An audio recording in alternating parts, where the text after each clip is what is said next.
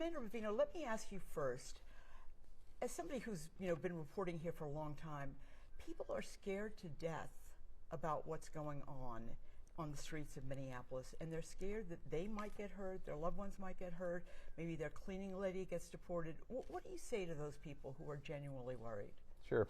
Well, those individuals that are worried, if they're United States citizens or legal permanent residents or have some type of legal status to be or remain here in the United States, there's no reason to be scared. However, if they are a criminal alien or an illegal alien, then they should probably be very scared, because we are here conducting a Title VIII immigration mission. So to those that are scared and they're looking for a solution or an answer to this, those illegal aliens, there is one. It's called the CBP Home app, and with thousands of law enforcement officers, ICE, Homeland Security Investigations, Border Patrol, CBP on the ground here, I would highly ask them to utilize that CBP Home app so that they can get in line and do it the right way. Many of these legal residents come up to us and say, wow, I spent many years doing it the right way. Why is this individual not doing it the right way? That's all we're asking, and we're giving them a fantastic opportunity to do that. Okay. I have to ask you about the Renee Good shooting, and I think what's created so much attention is that there are all these multiple videos. You obviously have seen the videos, as have all your people.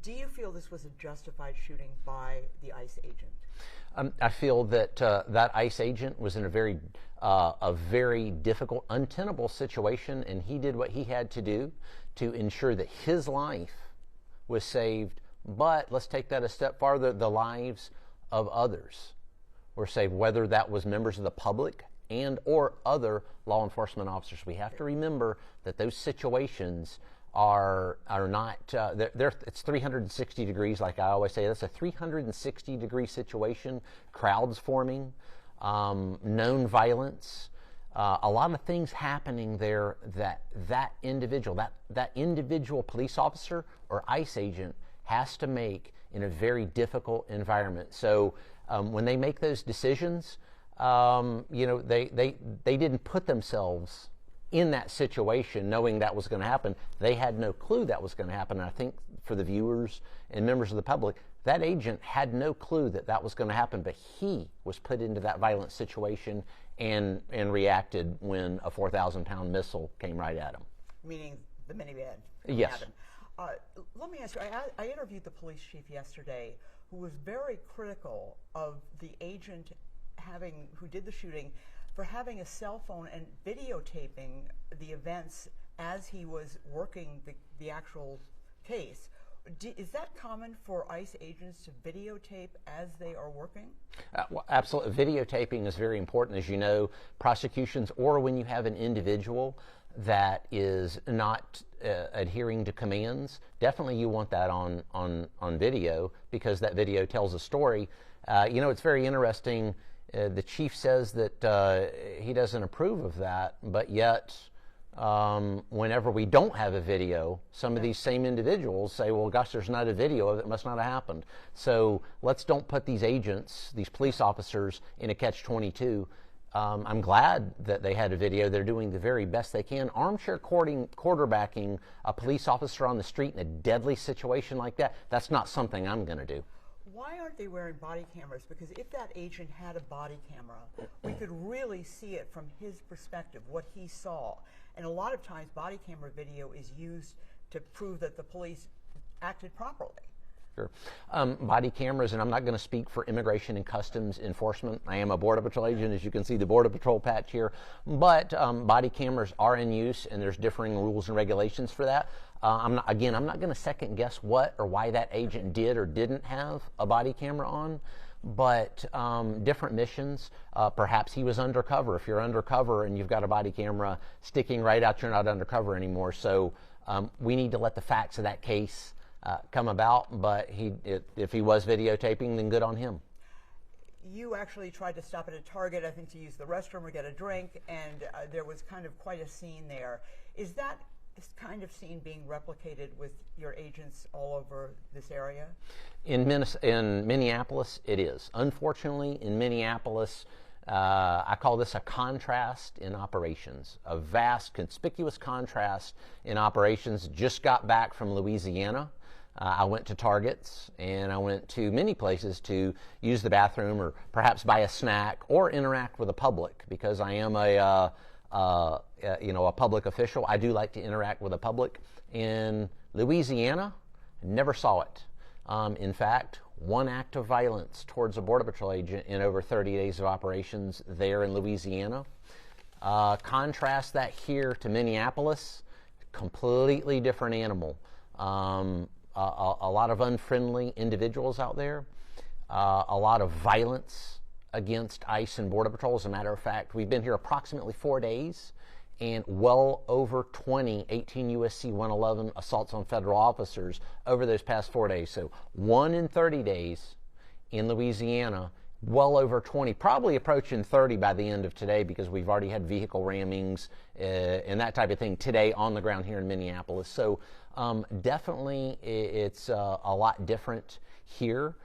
We did see this in Chicago, Los Angeles, somewhat in Charlotte, North Carolina. So our agents are very adept at dealing with this. Unfortunately, we shouldn't have to deal with this. We don't want to deal with this. We want to conduct our Title VIII mission free from the encumbrances of agitators and rioters. You actually had ramming incidents today.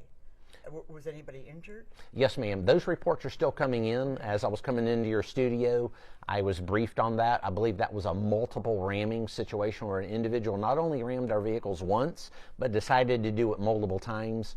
And more details coming in on that situation now. But if we look at violence and what some of these agitators and rioters are thinking, it's not a smart idea to ram a federal agent once, much less multiple times. Don't do that. Do not put yourself in that situation. I have to say that Mayor Fry and Governor Walz, that heated rhetoric causes that. And I'd like for that police chief that wanted to talk about our ICE agent and what the ICE agent was doing, to put himself in the shoes of these ICE agents and Border Patrol agents who are being rammed multiple times by a single individual, and it might tell a little better story for the police chief. Okay. Sir, what is the scope of your operation here? Because we're trying to get a gauge of it. We're hearing 2,000 people brought to Minneapolis. Now we're hearing more. Can you give us an idea of what the size is? Sure. I won't give an exact number. Sure. Those operational details will remain with us, but we already have thousands here. And thousands? Yes. And thousands of DHS? Yes. Yes, ma'am. And Border Patrol? Yes. Border Patrol, Homeland Security Investigations, ICE, Customs and Border Protection, Office of Field Operations, Office of Air and Marine. And because of what's happening on the ground here, this violence, and what you saw at, say, a Target, those 20-plus assaults on federal officers, we're not going to put up with that. I'm going to make sure that this operation is conducted legally, ethically, and morally, and that it's done safely. If I need to bring in hundreds of Border Patrol agents, which we have done, I'll do that. But also, if Secretary Noem and President Trump understand that the situation is even worse, I'll bring in more. Is that, sir, what you're reporting to them, that the situation is worse than? No, I'm reporting to them that what I need to deal with the situation at hand, if it becomes worse, then we'll deal with that accordingly. But we're here to do a Title VIII mission.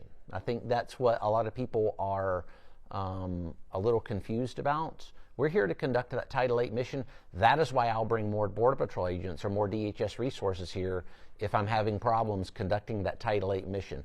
We're going to conduct it. It won't stop, despite rioters, agitators, and vast amounts of violence against federal officers. We're not going to stop.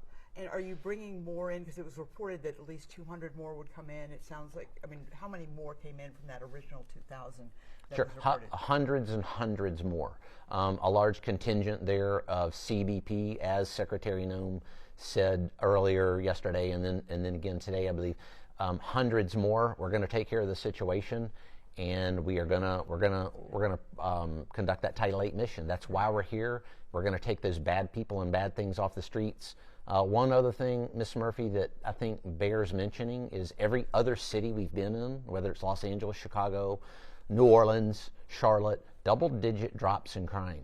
you're going to see those double-digit drops in crime. It's probably already happening now, but as those statistics and figures come in here in Minneapolis, those double-digit drops in crime coupled with a lot of bad people and bad things being taken off of your streets, and we're doing this for Mom and Pa America. How long are you going to be here, sir, with this massive operation?